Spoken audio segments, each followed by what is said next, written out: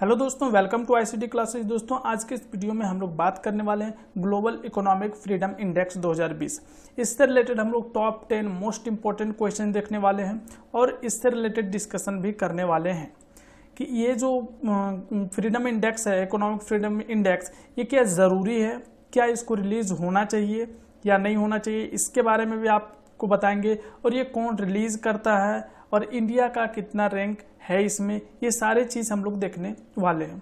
तो चलिए, सबसे पहले हम लोग थोड़ा सा इसके बारे में जानकारी ले लेते हैं कि इसको मेजर कैसे किया जाता है। और एक चीज़ ध्यान रखिएगा, ग्लोबल इकोनॉमिक फ्रीडम इंडेक्स और ईज ऑफ डूइंग बिजनेस ये दोनों अलग अलग चीज़ है। हम आपको लास्ट में बताएंगे कि ईज ऑफ डूइंग बिजनेस और ग्लोबल इकोनॉमिक फ्रीडम इंडेक्स क्या है। पहले आप इस चीज़ को समझ लीजिए। फर्स्ट में आप ये समझिए कि ग्लोबल इकोनॉमिक फ्रीडम इंडेक्स क्या है। तो देखिए, यहाँ पे सबसे फर्स्ट बोलता है पर्सनल चॉइस। पर्सनल चॉइस क्या भाई? तो पर्सनल चॉइस मीन्स आप कहीं भी इकोनॉमिक मतलब आप कोई भी काम को करने के लिए फ्री हो, मतलब आप किसी भी टाइप का बिजनेस करना चाहते हो किसी भी कंट्री में जा करके, तो वहाँ का जो गवर्नमेंट है उस पर कोई लिमिटेशंस लगा करके नहीं रखा है, आपको फ्री है, आप किसी भी टाइप का बिजनेस कर सकते हैं। तो हो गया आपका पर्सनल चॉइस, जो आप चाहते हैं वो टाइप का बिजनेस आप कर सकते हैं। सेकेंड आता है वॉलेंट्री एक्सचेंज। वॉलेंट्री एक्सचेंज क्या होता है? तो ये होता है, मान लीजिए आप बिजनेस कर रहे हैं और आपको लग रहा है कि नहीं, हम किसी बिजनेस के साथ मर्ज होकर के साथ में बिजनेस करें, तो क्या उसके लिए भी आपका छूट है या नहीं, या गवर्नमेंट वहाँ रिस्ट्रिक्शंस लगा करके रखी है? अगर छूट है तो वो भी अच्छा चीज़ है। फिर आता है आपका third number, freedom to enter market means आप किसी भी टाइप का मार्केट में इंटर कर सकते हैं क्या नहीं, या गवर्नमेंट वहाँ पे आपको रोक रही है। अगर रोक रही है तो ये भी उस कंट्री के लिए अच्छा नहीं है, और ये जो फ्रीडम इंडेक्स जो मेजर किया जा रहा है उसमें भी इसका नेगेटिव इम्पैक्ट पड़ता है। फिर आता है security of persons. Security of persons, मान लीजिए आप कोई कंट्री में बहुत पैसा कमा लिए, लेकिन आपको वहाँ हमेशा अपने जान का खतरा रहता है, आपको सिक्योरिटी नहीं प्रोवाइड किया जा रहा है, तो फिर आपको वहाँ पे कोई फ़ायदा नहीं है। तो इसलिए सिक्योरिटी ऑफ पर्सन्स कैसा है वो भी इस चीज़ पे काउंट किया जाता है। और फिर एक बात आती है प्राइवेटली ऑन प्रॉपर्टी। सपोज आज किसी कंट्री में आप काम किए और वहाँ पे आप बहुत पैसा अर्न कर लिए, लेकिन वहाँ का जो गवर्नमेंट है वो आपकी पैसा को कोई ना कोई रूल लगा करके और उस पैसे को क्या करती है, वो ले लेती है। तो ये भी चीज़ क्या है, गलत है। तो इस चीज़ को भी काउंट किया जाता है। अब देखिए, अब ग्लोबल फ्रीडम इंडेक्स एक्चुअल में कैसे मेजर होगा। अब किसी भी कंट्री का जो गवर्नमेंट है वो किस टाइप का पॉलिसी लाता है, किस टाइप का वो इंस्टीट्यूशंस जो है इस्टेब्लिश करता है, किस चीज़ को बढ़ावा देने के लिए, इकोनॉमिक को बढ़ावा देने के लिए, तो वो सब सारा जो काउंट होगा फिर उसी के अकॉर्डिंग में ये इंडेक्स बनता है। ठीक है, तो चलिए आप इतना चीज़ जान लिए। अब हम लोग आते हैं मेन क्वेश्चंस में। आज का फर्स्ट क्वेश्चन है, which institute release the global economic freedom index 2020। ये जो है, ये कौन सा इंस्टीट्यूट रिलीज किया है इसको? तो आप यहाँ कंफ्यूज मत होइएगा कि ये आंसर होने वाला है। इकोनॉमिक्स को इकोनॉमिक्स से कनेक्ट करके मत सोचिएगा, ठीक है। इसको रिलीज करता है फ्रेशर इंस्टीट्यूट, ठीक है। ये कहाँ पे है? ये कनाडा में है। आगे उससे रिलेटेड भी क्वेश्चंस आएगा। नेक्स्ट क्वेश्चन देखते हैं हम लोग। नेक्स्ट क्वेश्चन से rank of India in global economic freedom index 2020। इसमें इंडिया का रैंक कितना है, क्या अच्छा हुआ है या खराब हुआ है? तो इसमें इस बार इंडिया का रैंक खराब हुआ है। कितना है ये? 105 है। पहले कितना था? पहले था 79, बट इस बार यहाँ पे 26 पोजीशंस का गिरावट हुआ है। उसके बाद ये कितना पहुँच गया? 105। 26 स्पोर्ट्स का गिरावट हुआ है, ठीक है। ये चीज़ आप माइंड रखें। Next question, top country in global economic freedom index 2020। देखिए, टॉप कंट्री का बात हो रहा है तो टॉप कंट्री यहाँ पे है हांगकांग है। चाइना यहाँ लिखा हुआ है, बट चाइना नहीं है, चाइना के अंदर हांगकांग है, इसलिए वैसा यहाँ लिखा हुआ है। बट चाइना का अगर हम लोग पोजीशन का बात करें तो चाइना 124 में है, इंडिया से भी खराब पोजीशन पे, ठीक है। और हांगकांग कितने पे है? फर्स्ट पोजीशन पे। अब देखिए, हांगकांग फर्स्ट पोजीशंस में अभी क्यों बना हुआ है? तो यहाँ पे देखिए, चाइना बहुत सारा कुछ वहाँ पे किया है हांगकांग में, उसके बावजूद इसलिए फर्स्ट पोजीशंस में बना हुआ है क्योंकि जो डेटा इसमें एनालाइज किया गया है ये 2018 का डेटा है। उस समय हांगकांग में अच्छा था, ठीक है। बट आने वाले समय में हो सकता है हांगकांग का जो ये रैंक है वो फिसले। ये एनुअली हर एक साल इसका डेटा रिलीज होता है, ठीक है।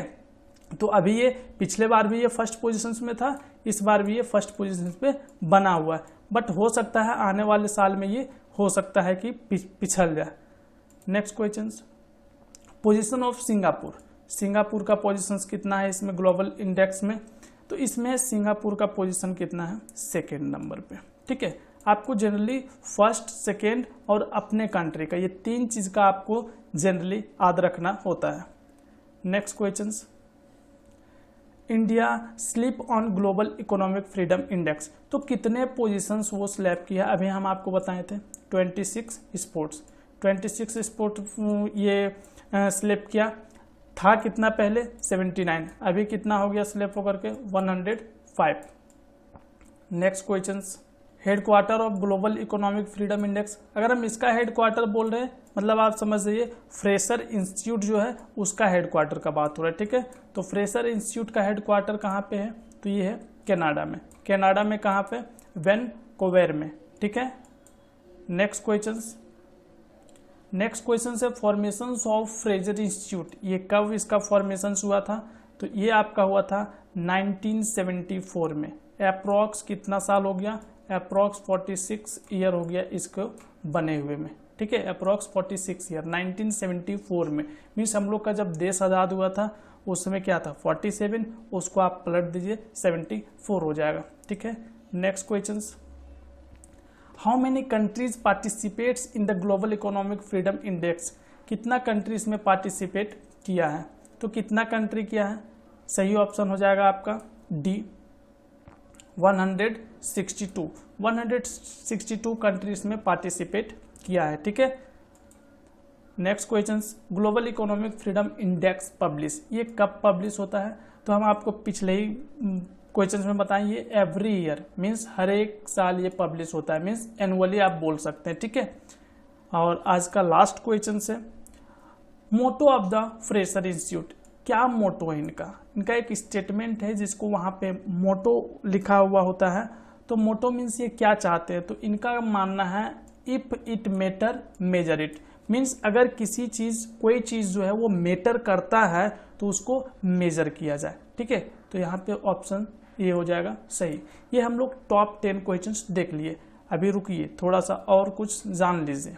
टॉप 10 कंट्री का आप लिस्ट देख लीजिए, इसमें हांगकांग है। ये कैसे मिलता है मार्क्स? तो 10 में से जितना आपको ज़्यादा मिले उस टाइप से आपका रैंक डिसाइड होता है। सिंगापुर 2nd नंबर पे है, ऑस्ट्रेलिया 5 नंबर पे है, यूएसए 6 नंबर पे है, ठीक है। ऐसे आप देख लीजिए और कुछ फेमस कंट्री का भी आप जान लीजिए।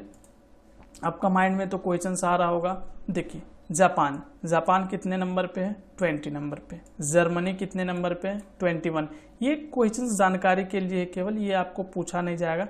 इटली 51, फ्रांस 58, मैक्सिको 68, रसिया 89, इंडिया 105, ब्राज़ील भी 105 और चाइना कितने पे है? 124 पे है। अब आपका जो फर्स्ट में डाउट था कि ईज ऑफ डूइंग बिजनेस और ग्लोबल इकोनॉमिक फ्रीडम इंडेक्स, ये दोनों में क्या डिफरेंस है? देखिए हम आपको इसको एक एग्जांपल के थ्रू समझाते हैं, ठीक है।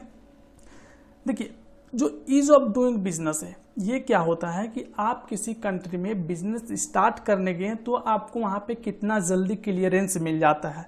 आपको सपोज किसी कंट्री में गए, आपको 1 मंथ के अंदर सारा लाइसेंस मिल गया बिजनेस करने का, तो वो हुआ ईज ऑफ डूइंग बिजनेस उस कंट्री का अच्छा है। बट अब वहाँ पे आपको तो मिल गया, बट आप जब वहाँ पे कुछ दिन बिजनेस किए उसके बाद आपको पता चला कि यहाँ पे हम पैसा तो अर्न कर लिए, बट पैसा का मीन्स आपका सिक्योरिटी अच्छा नहीं है, वहाँ कोई पर्सन का सिक्योरिटी अच्छा नहीं है। आप जो प्रॉपर्टी वहाँ पे अर्न किए उसका सिक्योरिटी नहीं है, गवर्नमेंट कभी भी उसको ले लेती है। तो देखिए ये जो है ग्लोबल इकोनॉमिक फ्रीडम इंडेक्स, ये आप बिजनेस अर्न करने के बाद और ease of doing business start करते समय। अब जानिए कि ये ज़रूरी क्यों है। क्या इसको तो हम पढ़ लिए, लेकिन ये क्या ज़रूरी है?